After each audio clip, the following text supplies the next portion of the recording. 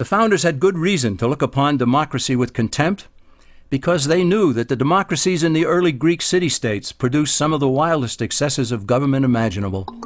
In every case, they ended up with mob rule, then anarchy, and finally tyranny under an oligarchy. During that period in Greece, there was a man named Solon, who urged creation of a fixed body of law not subject to majority whims. But where the Greeks never adopted Solon's wise counsel, the Romans did. Based on what they knew of Solon's laws, they created the 12 tables of the Roman law and, in effect, built a republic that limited government power and left the people alone.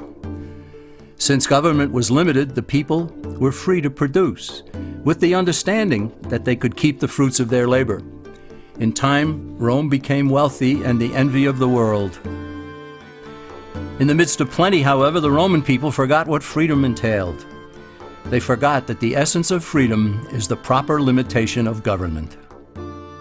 When government power grows, people freedom recedes.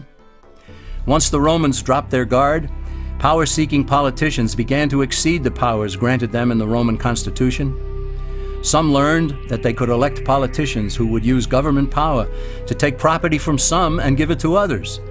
Agriculture subsidies were introduced, followed by housing and welfare programs. Inevitably, taxes rose and controls over the private sector were imposed. Soon, a number of Rome's producers could no longer make ends meet, and they went on the dole.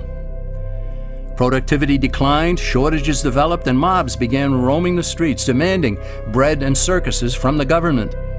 Many were induced to trade freedom for security.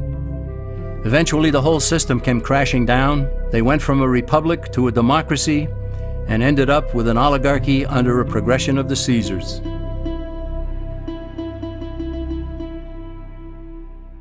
Thus, democracy itself is not a stable form of government.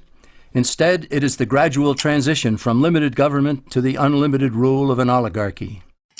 Knowing this, we as Americans are ultimately left with only two choices.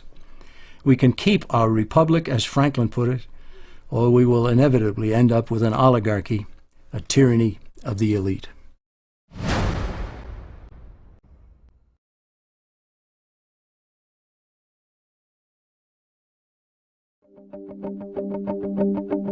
Just as there is widespread confusion regarding political systems, there is similar confusion in the economic arena.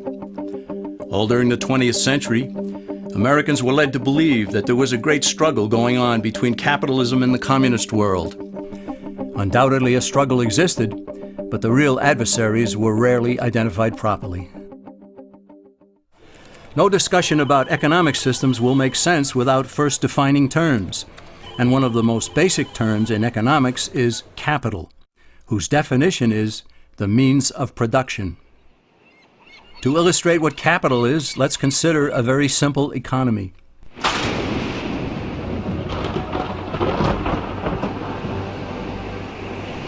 On the sands of a small island, a castaway has just washed ashore.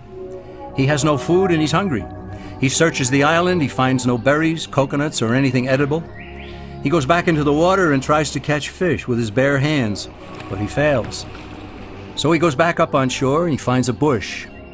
He breaks off a branch, he gnaws at one end to make a sharp tip. Back into the water he goes, and with his spear, he catches fish. His spear is capital. It's the means of production for catching fish. He gave up some of his time and some of his energy to produce something he could not eat, but something that would help him to produce something that he could eat. Capital, therefore, can be tools, machinery, and even a man's handmade spear to catch fish.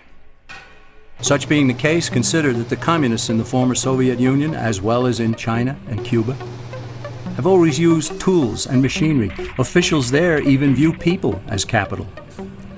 Therefore, by strict definition, are not communists capitalists? For that matter, isn't everyone a capitalist? And so, is not every economic system a capitalist system? What then is the difference between what the communist system is and what the American capitalist system is supposed to be? The difference is ownership of the capital. Is the system monopolistic, state-controlled capitalism, or is it competitive, free enterprise capitalism? It is between these two opposing economic systems that a battle has always raged. Before we proceed, let's also define free market.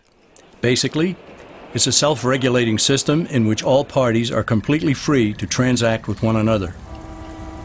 But where force, fraud, or injury damages one party, the government's role is only to punish those who commit such offenses and to vindicate the rights of the other party.